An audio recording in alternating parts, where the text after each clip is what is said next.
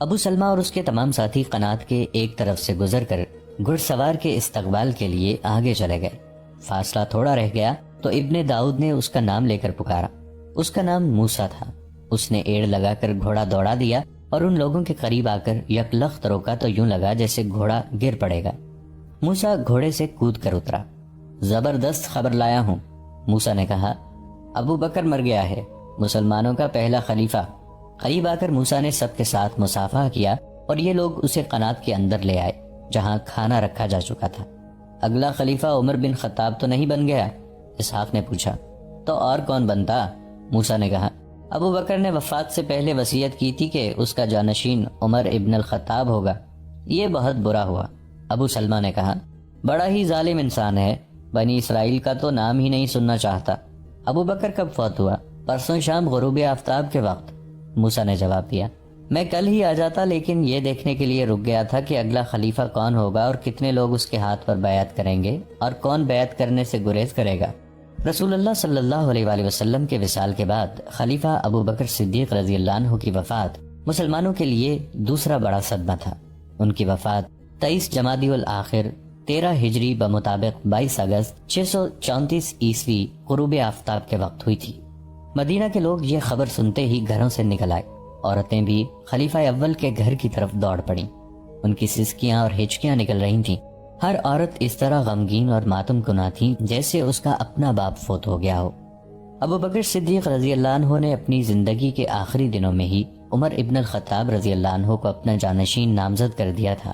عمر رضی اللہ عنہ نے اس نامزدگی کو قبول کرنے سے ہچکچاہٹ کا اظہار کیا تھا، لیکن ابو بکر رضی اللہ عنہ نے صاف الفاظ میں کہا تھا کہ عمر کے بغیر ان حالات پر جن میں سلطنت اسلامیہ گھری ہوئی ہے قابو پانے کی صلاحیت کسی میں نہیں۔ اس دور کی تحریروں سے پتہ چلتا ہے کہ عمر رضی اللہ عنہ بڑی ہی روح کش ذہنی کیفیت میں مبتلا تھے۔ ایک تو ابو بکر صدیق رضی اللہ عنہ جیسا بزرگ اور مدبر ساتھی رخصت ہو گیا تھا، اور اس کے ساتھ یہ مسئلہ کہ ان کے یہ ساتھی اپنی تمام تر ذمہ داریوں کا بوجھ ان کے کاندھوں پر ڈال گئے تھے۔ حضرت عمر رضی اللہ عنہ نے ابو بکر رضی اللہ عنہ کے جنازے کے پاس کھڑے ہو کر یہ ماتمی کلمات کہے تھے۔ اے خلیفہ رسول، آپ نے قوم کو کس مشکل میں ڈال دیا ہے، آپ اسے بہت بڑی مصیبت میں چھوڑ چلے ہیں۔ آپ جدا ہو گئے، اب کیسے ملنا ہوگا۔ ابو بکر رضی اللہ عنہ نے خلافت کے لیے عمر رضی اللہ عنہ کی نامزدگی اپنے طور پر ہی نہیں کر ڈالی تھی، ذاتی طور پر رسول اکرم صلی اللہ علیہ وآلہ وسلم نے بھی کبھی فیصلہ نہیں دیا تھا۔ جس طرح حضور صلی اللہ علیہ وآلہ وسلم اپنے ساتھیوں سے مشورہ کیا کرتے تھے، اسی طرح ابو بکر رضی اللہ عنہ نے بھی وصیت لکھواتے وقت مشورے لیے تھے۔ سب سے پہلے انہوں نے عبد الرحمن بن عوف رضی اللہ عنہ سے پوچھا تھا کہ عمر رضی اللہ عنہ کے متعلق ان کی کیا رائے ہے۔ خدا کی قسم، عبد الرحمن بن عوف رضی اللہ عنہ نے کہا تھا، عمر رضی اللہ عنہ کے متعلق آپ کی جو رائے ہے وہ اس سے بہتر ہے، لیکن ان کے مزاج میں سختی ہے، میں جانتا ہوں۔ ابو بکر رضی اللہ عنہ نے کہا تھا، اس کے مزاج میں سختی اس لیے ہے کہ میرا مزاج بہت نرم تھا۔ جب عمر رضی اللہ عنہ پہ ذمہ داری آ پڑے گی تو وہ اپنے مزاج میں اس کے مطابق خود ہی تبدیلیاں کر لیں گے۔ اور ابو محمد، میں نے عمر کو بہت قریب سے جانچا اور پرکھا ہے۔ میں نے ہمیشہ دیکھا کہ جب میں غصے میں ہوتا تو وہ میرا غصہ ٹھنڈا کرنے کی کوشش کرتا تھا، اور جب میں کسی معاملے میں نرمی برتنے لگتا تو عمر مجھے سختی کا مشورہ دیتا تھا۔ اس کے بعد ابو بکر رضی اللہ عنہ نے عثمان غنی رضی اللہ عنہ کو بلایا اور ان سے عمر رضی اللہ عنہ کے متعلق پوچھا۔ ہم سب سے بہتر جاننے والا اللہ ہے۔ عثمان غنی رضی اللہ عنہ نے اپنی رائے ان الفاظ میں دی، میری رائے یہ ہے کہ ان کا باطل ان کے ظاہر سے کہیں بہتر ہے اور ہم میں ان جیسا کوئی نہیں۔ اس کے بعد ابو بکر رضی اللہ عنہ نے سعید بن زید رضی اللہ عنہ، اسید بن حضیر اور کئی اور مہاجرین اور انصار سے عمر رضی اللہ عنہ کے متعلق پوچھا، اور انہیں یہ بھی بتایا کہ وہ عمر رضی اللہ عنہ کو اپنا جانشین نامزد کر رہے ہیں۔ میرا فیصلہ کس حد تک صحیح ہے؟ انہوں نے ان لوگوں سے پوچھا۔ ان سب نے فردن جو آراء دیں وہ تقریباً ایک جیسی تھیں، جن کا لب لباب یہ تھا کہ عمر رضی اللہ عنہ کا مزاج اتنا سخت اور درست ہے کہ وہ خلیفہ بن گئے تو مسلمانوں میں انتشار اور افتراق کا خطرہ پیدا ہو جائے گا۔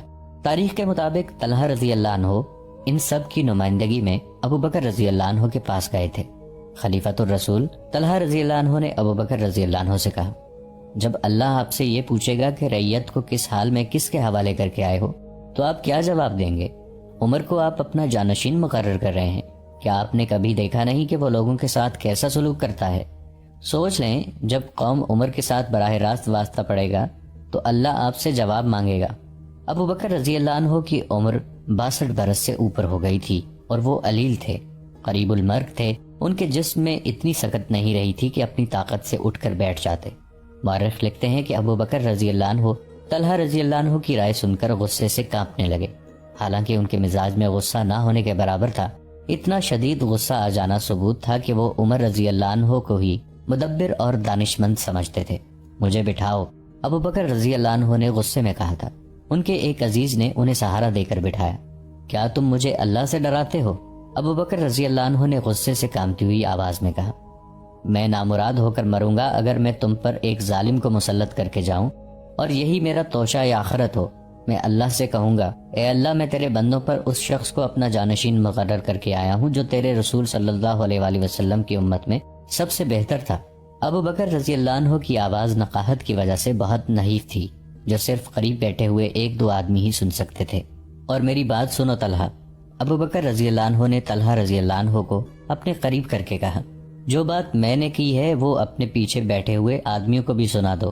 طلحہ رضی اللہ عنہ نے خلیفہ کے حکم کی تعمیل کی اور ابو بکر رضی اللہ عنہ پھر لیٹ گئے۔ مسند تاریخوں میں آیا ہے کہ ابو بکر رضی اللہ عنہ اس رات سو نہ سکے۔ یہ صورتحال انہیں پریشان کر رہی تھی کہ امت رسول میں عمر رضی اللہ عنہ کی خلافت پر اختلاف پایا جاتا ہے۔ الصبح عبد الرحمن بن عوف رضی اللہ عنہ ان کی عیادت کو آئے تو گھر والوں نے انہیں بتایا کہ ابو بکر رضی اللہ عنہ نے رات آنکھوں میں کاٹ دی ہے۔ خلیفۃ الرسول عبد الرحمن بن عوف رضی اللہ عنہ نے پوچھا، رات سو نہ سکنے کا باعث کیا تھا؟ طلحہ اور دوسرے لوگوں کی باتوں نے مجھے بہت دکھ دیا ہے۔ ابو بکر رضی اللہ عنہ نے کہا، میں نے اپنی عقل اور دانش کے مطابق خلافت کی ذمہ داری اس شخص کو سونپنی چاہی تھی جو تم سب میں ہر لحاظ سے بہتر ہے، اور تم لوگ میرے اس فیصلے کو قبول نہیں کر رہے۔ کیا تم یہ چاہتے ہو کہ یہ نازک ذمہ داری کسی اور کے سپرد کر دوں، یہ جانتے ہوئے کہ اس سے بہتر آدمی موجود نہیں؟ اللہ آپ پر رحم کرے خلیفۃ الرسول۔ عبد الرحمن بن عوف رضی اللہ عنہ نے کہا، اپنے دل پر اس طرح بوجھ نہ ڈالیں، اس سے تو آپ کی بیماری اور بڑھے گی۔ میں جانتا ہوں کہ رائے دینے والے لوگ دو فریقوں میں بٹ گئے ہیں۔ ایک گروہ وہ ہے جو آپ کے فیصلے کو دل و جان سے قبول کرتا ہے اور وہ آپ کا ہی ساتھ دے گا، دوسرا گروہ وہ ہے جو آپ کی رائے سے اختلاف رکھتا ہے۔ مجھے افسوس ہے کہ اس دوسرے فریق کی قیادت وہ شخص کر رہا ہے جو آپ کا مشیر ہے اور آپ کا دوست بھی ہے۔ ہم سب کو پورا اعتماد ہے کہ آپ کا فیصلہ نیک نیتی پر مبنی ہے اور آپ کا مقصود امت کی فلاح و بہبود اور اصلاح و ہدایت کے سوا کچھ نہیں۔ ابو بکر رضی اللہ عنہ کے لیے ایک عجیب صورتحال پیدا ہو گئی تھی۔ وہ اپنا فیصلہ ٹھونس بھی سکتے تھے، لیکن ان کی نظر اس وقت پر تھی جس کا آغاز ان کی وفات کے بعد ہونا تھا۔ انہوں نے عام لوگوں سے مشورہ لینے کا فیصلہ کر لیا۔ ان کا مکان مسجد سے ملحق تھا۔ اتنی نقاہت کے باوجود بالا خانے گئے جس کی ایک کھڑکی مسجد کی طرف کھلتی تھی۔ مسجد میں نمازی ظہر کی نماز کے بعد موجود رہے۔ انہیں بتا دیا گیا تھا کہ خلیفہ ان کے ساتھ کوئی بات کرنا چاہتے ہیں۔ نماز کے بعد ابو بکر رضی اللہ عنہ کھڑکی کے سامنے آئے۔ لوگوں نے اوپر دیکھا۔ کیا تم اس شخص کو پسند کرو گے جس کو میں جانشین مقرر کروں؟ ابو بکر رضی اللہ عنہ نے پوچھا۔ ہم وہ پسند کریں گے جو آپ کریں گے۔ نمازیوں میں سے کئی ایک کی آوازیں سنائی دیں۔ خدا کی قسم، ابو بکر رضی اللہ عنہ نے کہا، میں نے بہت ہی غور و فکر کے بعد یہ فیصلہ کیا ہے کہ میرے بعد خلافت کی ذمہ داری عمر بن خطاب رضی اللہ عنہ سنبھالیں گے۔ میں نے یہ عظیم منصب اپنے کسی قریبی رشتہ دار کو نہیں دیا۔ میں جو کہہ رہا ہوں وہ غور سے سنو اور اس فیصلے کو قبول کرو کہ میرا جانشین عمر بن خطاب ہوگا۔ تقریباً تمام آدمیوں کی آواز سنائی دی۔ ہم نے خلیفۃ الرسول کا کہنا سن لیا اور مان لیا ہے۔ ابو بکر رضی اللہ عنہ کی بوڑھی آنکھوں میں آنسو آ گئے۔ انہوں نے دونوں ہاتھ آسمان کی طرف اٹھائے۔ اے اللہ! ابو بکر رضی اللہ عنہ نے لرزتی کانپتی آواز میں کہا، میں نے عمر کا انتخاب تیرے رسول کی امت کی بہتری کے لیے کیا ہے اور اس اندیشے سے کہ ان میں اختلافات کے باعث فساد نہ ہو جائے۔ میں نے تیری ذات پر اعتماد کرتے ہوئے فیصلہ کیا ہے، اور اے اللہ، دلوں کا حال تو ہی بہتر جانتا ہے۔ میں نے ایک طاقتور شخص کو جانشین مقرر کیا ہے، اور جو سخت مزاج اس لیے ہے کہ وہ صداقت پسند اور راست رو ہے اور مسلمانوں کی راست روی کا خواہش مند ہے۔ مورخ لکھتے ہیں کہ ابو بکر رضی اللہ عنہ کی یہ دعا سن کر مسجد میں جو لوگ دل میں اختلاف لیے چپ بیٹھے تھے وہ بھی پکار اٹھے کہ ہمیں عمر رضی اللہ عنہ کی خلافت قبول ہے۔ کھڑکی میں کھڑے ابو بکر رضی اللہ عنہ کا جسم ڈول رہا تھا۔ انہیں سہارا دے کر نیچے لے گئے۔ ان میں اب بولنے کی سکت بھی نہیں تھی، لیکن بستر پر جاتے ہی انہوں نے کہا کہ عمر کو بلاؤ۔ عمر رضی اللہ عنہ آ گئے۔ عمر، ابو بکر رضی اللہ عنہ نے کہا کیا تم نے میری وصیت سن لی ہے؟ سن لی ہے خلیفۃ الرسول۔ عمر رضی اللہ عنہ نے کہا میں اس قابل تو نہ تھا، لیکن یہ میرا انتخاب اور میرا فیصلہ ہے عمر۔ ابو بکر رضی اللہ عنہ نے جھنجھلا کر کہا لوگ تمہارے حق میں بھی ہیں اور تمہارے خلاف بھی ہیں، لیکن میں نے اللہ کی رہنمائی حاصل کر کے یہ ذمہ داری تمہارے کندھوں پر رکھی ہے، اب میں اس کے خلاف کوئی دوسری بات سننے کے لیے تیار نہیں، مجھے آپ کا فیصلہ قبول ہے۔ عمر رضی اللہ عنہ نے کہا امت پر یہ دن بڑی مشکل کے دن تھے۔ ادھر عراق اور شام میں رومیوں کے خلاف جنگ جاری تھی، جس میں مسلمانوں کی پوزیشن کچھ کمزور ہو گئی تھی، صورتحال پسپائی والی نظر آ رہی تھی۔ ابو بکر رضی اللہ عنہ نے خالد بن ولید رضی اللہ عنہ کو عراق کے محاذ سے ہٹا کر شام کے محاذ پر بھیج دیا تھا، پھر بھی کوئی اچھی خبر سننے میں نہیں آ رہی تھی۔ خالد بن ولید رضی اللہ عنہ کے چلے جانے سے عراق کا محاذ کمزور پڑ گیا تھا۔ خلیفۃ الرسول سوچ بھی نہیں سکتے تھے کہ ان محاذوں سے اپنے لشکر واپس بلا لیے جائیں یا ذرا پیچھے ہٹا لیے جائیں۔ عمر، ابو بکر رضی اللہ عنہ نے کہا لگتا ہے جیسے میں آج ہی دنیا سے رخصت ہو جاؤں گا، میں جو کہتا ہوں اسے غور سے سنو اور میرے بعد اس پر عمل کرنا۔ اگر میں آج ہی مر جاؤں تو غروب آفتاب سے پہلے پہلے مسنا بن حارثہ کو کچھ لشکر دے کر عراق اور شام کے محاذ کو بھجوا دینا، اور اگر رات ہو جائے تو صبح پہلا کام یہی کرنا کہ مسنا کو روانہ کر دینا، اور اگر شام کے محاذ پر خالد کو فتح حاصل ہو جائے تو اسے واپس عراق کے محاذ پر بھیج دینا۔ ابو بکر رضی اللہ عنہ نے عمر رضی اللہ عنہ کو اور بھی بہت سی ہدایات دیں جو عمر رضی اللہ عنہ خاموشی سے سنتے رہے۔ عمر رضی اللہ عنہ کے ذہن پر دراصل بوجھ یہ تھا کہ خلافت کی ذمہ داری بہت بڑی ذمہ داری تھی، اور انہوں نے خود کبھی بھی اس کی خواہش نہیں کی تھی۔ اسی شام خلیفہ اول ابو بکر صدیق رضی اللہ عنہ رحلت فرما گئے۔ رات کی تاریکی گہری ہو چکی تھی جب میت کو آخری غسل دیا گیا۔ جس تختے پر رسول اکرم صلی اللہ علیہ وآلہ وسلم کا جسد مبارک مسجد نبوی میں لے جایا گیا تھا، اسی تختے پر ابو بکر رضی اللہ عنہ کی میت مسجد نبوی میں لے جائی گئی اور انہیں رسول اکرم صلی اللہ علیہ وآلہ وسلم کے پہلو میں دفن کیا گیا۔ تاریخوں کے مطابق عمر رضی اللہ عنہ نے ساری رات سوچوں اور خیالوں سے الجھتے گزار دی۔ ایک اضطراب تو یہ تھا کہ صبح لوگ بیعت کے لیے آئیں گے تو کیا تمام لوگ بیعت کر لیں گے؟ صبح عمر رضی اللہ عنہ مسجد نبوی میں گئے۔ یہ دیکھ کر کہ لوگ بیعت کے لیے ہجوم کر کے آ گئے ہیں، ان کا گزشتہ رات والا اضطراب ختم ہو گیا۔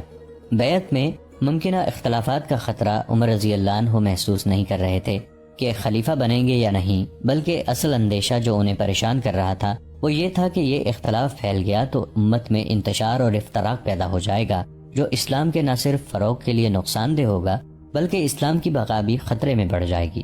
لوگ جوک در جوک آگے بڑھے اور عمر رضی اللہ عنہ کے ہاتھ پر بیعت کرنے لگے۔ ظہر کی نماز تک یہ سلسلہ جاری رہا۔ ظہر کی اذان ہوئی، عمر رضی اللہ عنہ نے امامت کے فرائض ادا کیے۔ نماز کے بعد عمر رضی اللہ عنہ ممبر پر کھڑے ہوئے۔ وہ ممبر کی اس سیڑھی پر کھڑے تھے جس پر کھڑے ہو کر ابو بکر رضی اللہ عنہ خطبہ دیا کرتے تھے۔ لوگوں نے دیکھا کہ عمر رضی اللہ عنہ اس سیڑھی سے ایک سیڑھی نیچے آ گئے۔ اس پر کھڑے ہو کر پہلے اللہ کی حمد و ثنا میں چند کلمات کہے، پھر رسول اکرم صلی اللہ علیہ وآلہ وسلم پر درود بھیجا، پھر ابو بکر رضی اللہ عنہ مرحوم کی خوبیاں اور ان کے کارنامے بیان کیے، اور اس کے بعد خطبہ شروع کیا۔ یہ خطبہ آج تک تاریخ کے دامن میں لفظ بلفظ محفوظ ہے۔ اے لوگو، میں تم ہی میں سے ہوں، تم جیسا ہی ایک انسان ہوں۔ اگر مجھ میں خلیفۃ الرسول کی حکم دولی کی جرت ہوتی تو میں یہ ذمہ داری کبھی قبول نہ کرتا۔ مجھے معلوم ہوا ہے کہ لوگ میرے مزاج کی سختی سے ڈرتے ہیں اور میری درستی کی وجہ سے مجھے پسند نہیں کرتے۔ کچھ لوگ یہ بھی کہتے ہیں کہ عمر اس وقت بھی ہم پر سختی کرتا رہا ہے جب ہمارے سروں پر رسول اللہ صلی اللہ علیہ وآلہ وسلم کا سایہ موجود تھا، اور پھر وہ اس وقت بھی ہم پر سختی کرتا رہا جب ہمارے اور اس کے درمیان ابو بکر رضی اللہ عنہ حائل تھے۔ لوگ کہتے ہیں کہ اب کیا ہوگا کہ جب ہمارے معاملات اسی کے ہاتھ میں ہیں۔ جو کوئی بھی یہ کہتا ہے وہ ٹھیک کہتا ہے۔ مجھے رسول اللہ صلی اللہ علیہ وآلہ وسلم کی مصاحبت کا شرف حاصل ہے۔ میں رسول اللہ صلی اللہ علیہ وآلہ وسلم کا غلام اور ایک ادنا نوکر تھا۔ آپ صلی اللہ علیہ وآلہ وسلم کی نرمی اور رحم دلی میں آپ کا کوئی ثانی نہ تھا۔ آپ اللہ کے فرمان کے مطابق مومنین کے لیے راحت اور رحمت کا سرچشمہ تھے۔ بارگاہ رسالت میں میری حیثیت ایک برہنہ شمشیر کی سی تھی۔ جب رسول اللہ صلی اللہ علیہ وآلہ وسلم چاہتے مجھے نیام میں ڈال دیتے اور جب چاہتے مجھے بے نیام کر دیتے۔ میں رسول اللہ صلی اللہ علیہ وآلہ وسلم کی بارگاہ میں اسی حیثیت میں رہا اس دن تک جس دن اللہ نے آپ کو یاد فرمایا اور اپنے ہاں بلا لیا۔ حضور صلی اللہ علیہ وآلہ وسلم آخر وقت تک مجھ سے خوش اور مطمئن رہے۔ میں اللہ کا لاکھ لاکھ شکر ادا کرتا ہوں کہ حضور صلی اللہ علیہ وآلہ وسلم مجھ سے خوش رہے، اور یہ ایسی سعادت ہے جس پر میں ساری عمر فخر کرتا رہوں گا۔ حضور صلی اللہ علیہ وآلہ وسلم کے وصال کے بعد آپ کی خلافت ابو بکر صدیق رضی اللہ عنہ کے سپرد ہوئی۔ کیا کوئی ابو بکر کے تحمل، نرمی اور کرم نوازی سے انکار کر سکتا ہے؟ میں ان کا بھی خادم اور معاون رہا۔ میں اپنی سختی کو ابو بکر رضی اللہ عنہ کی نرم مزاجی میں جذب کر دیا کرتا تھا۔ میں ایک برہنہ تلوار تھا جسے ابو بکر رضی اللہ عنہ نیام میں ڈال لیتے تھے، یا کسی بہت ہی ضروری کام کے لیے مجھے نیام سے نکال کر استعمال کرتے تھے۔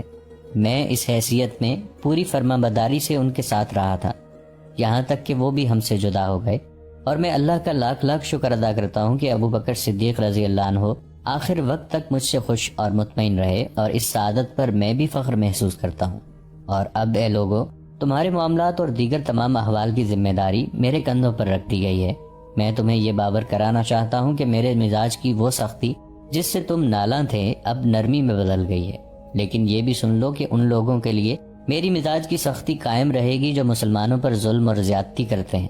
جہاں تک ان لوگوں کا تعلق ہے جو امن و امان سے رہتے ہیں اور جرت ایمانی رکھتے ہیں، ان کے لیے میں بہت زیادہ نرم ہوں، اور اگر کوئی کسی پر ظلم کرے گا تو میں اس وقت تک اسے نہیں چھوڑوں گا جب تک اس کا ایک رخسار زمین پر نہ ٹکا دوں اور دوسرے رخسار پر اپنا پاؤں نہ رکھ دوں، تاآن کہ وہ حق کے آگے ہتھیار ڈال دے۔ لیکن اس قدر سختی کے باوجود اہل عفاف اور اہل کفاف کے لیے میں اپنا رخسار خود زمین پر رکھ دوں گا۔ اے لوگو، مجھ پر جو تمہارے حقوق ہیں وہ مجھ سے لو، میں یہ حقوق بیان کر دیتا ہوں۔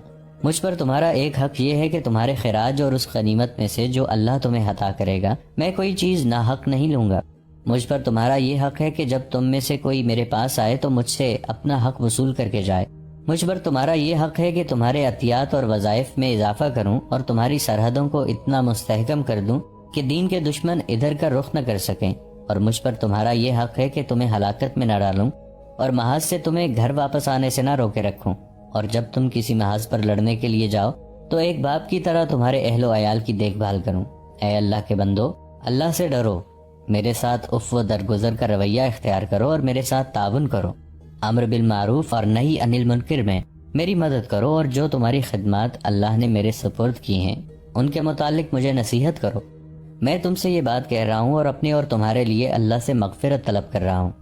ایک روایت یہ بھی ہے کہ عمر رضی اللہ عنہ نے یہ خطبہ نماز سے پہلے دیا تھا اور اس کے بعد نماز پڑھائی تھی۔ بہرحال لوگوں کے دلوں میں عمر رضی اللہ عنہ کی مزاجی سختی اور درستی کا جو خوف سا بیٹھا ہوا تھا وہ بالکل اتر گیا۔